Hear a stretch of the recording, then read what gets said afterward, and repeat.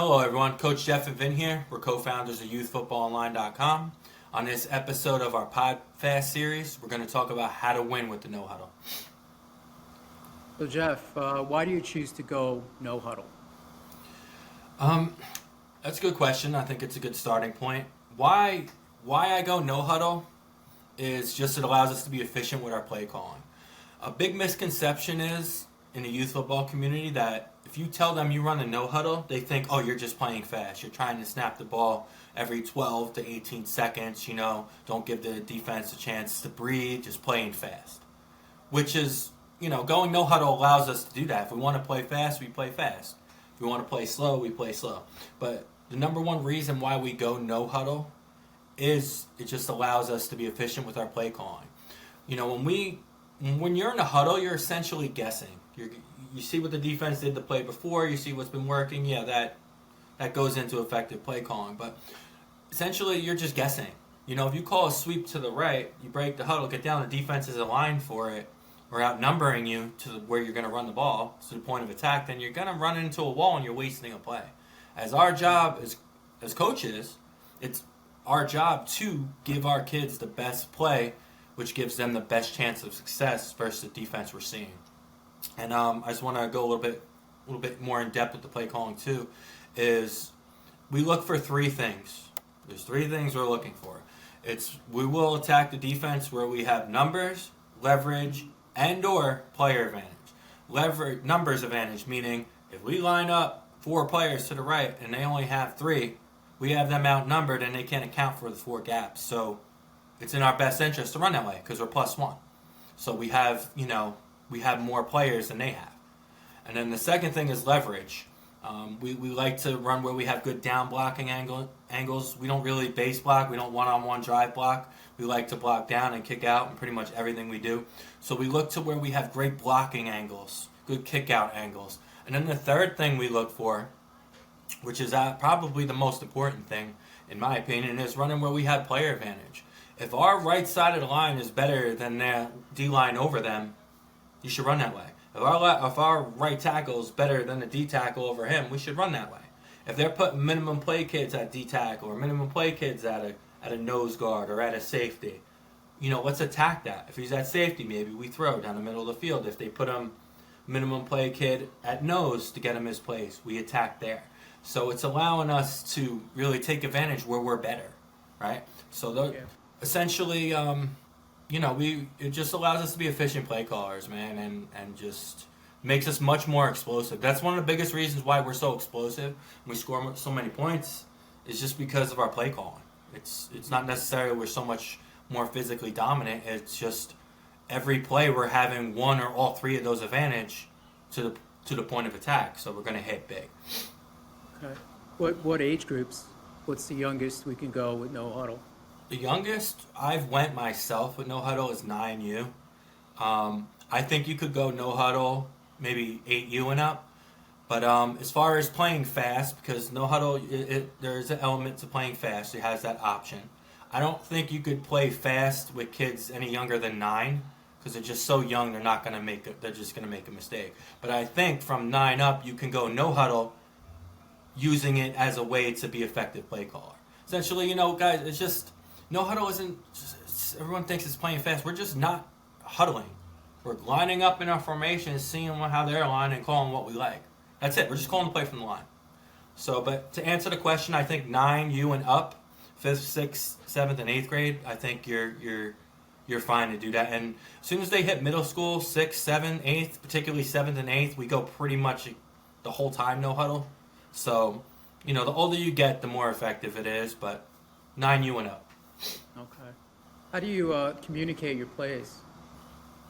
We use risk coaches. We do have one-word play calls. I am going to share my screen because we have a really good no huddle clinic, guys. That it's free. It's one of our free clinics. You're not going to find a better one online with it. Let me share my screen. Let's start. It's on our YouTube. Vin, you see it? Yes. All right, perfect. All right, guys. Just go to our YouTube channel, Youth Football Online. You could search No Huddle, No Huddle Play Calling System. It's a free online clinic. It's almost a half hour. It gives you really in-depth on how we call our plays. from, like the three things I said: leverage, player, numbers advantage. It goes over just how to call the plays, how to execute the snap counts, all that stuff. So definitely check out that clinic. It's free, which is great. It definitely gives you really good insight. Here we got No Huddle offense. We have a great resource on our website about the No Huddle. Got some game film and stuff too. So definitely check those out. That will help you. All right. Okay. So yeah, but I'll go into it a little bit here. I'll keep it somewhat basic for time's sake. But for us, we'll tell the kids our formation. If we say split right, the kids know we're a shotgun wing T team. Split right, that's the name of our formation. You call your formation doubles, twin, it doesn't matter. Whatever your verbiage is for it. We go split right, kids line up and split right. We get our splits, our linemen are down.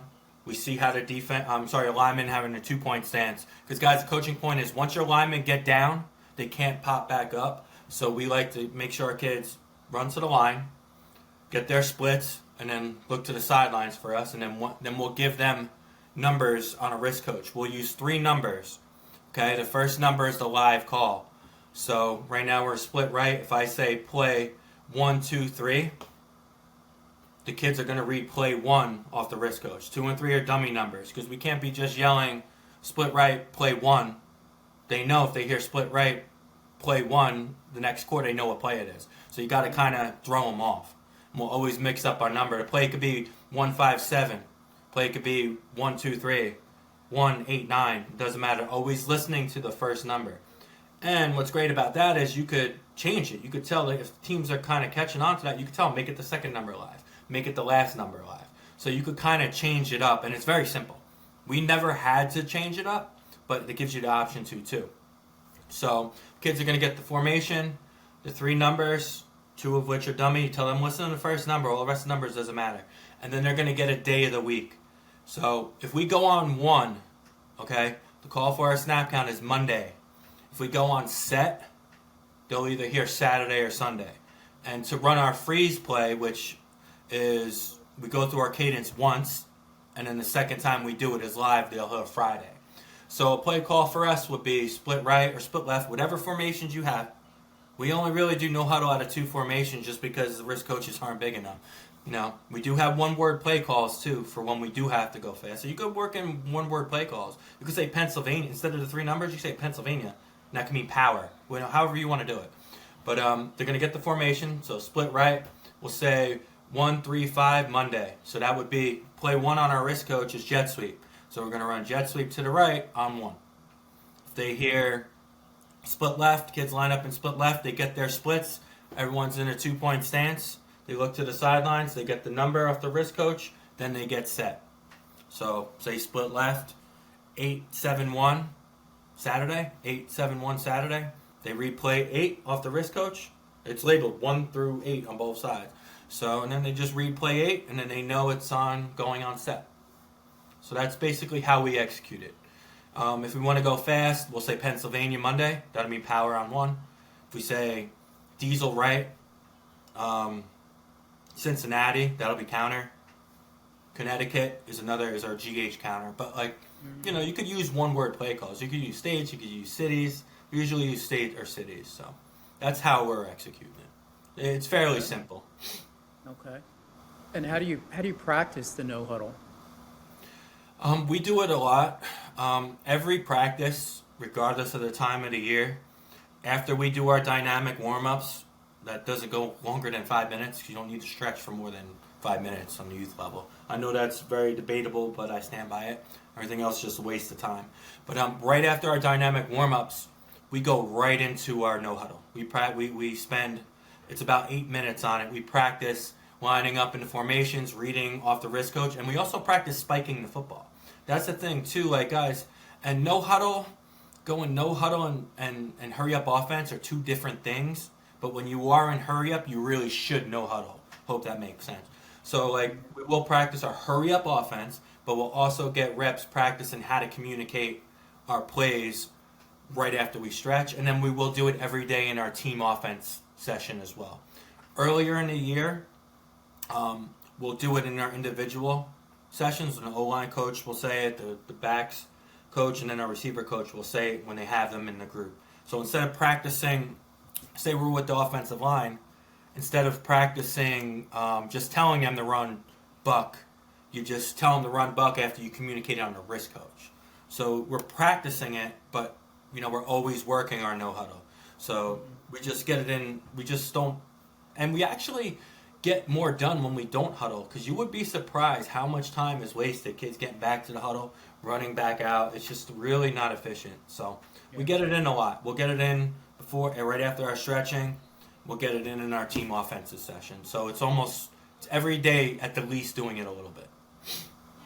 Okay. So, but yeah, man, guys, overall, I really feel like you're missing out. If you don't go no huddle, guys, don't be scared of it.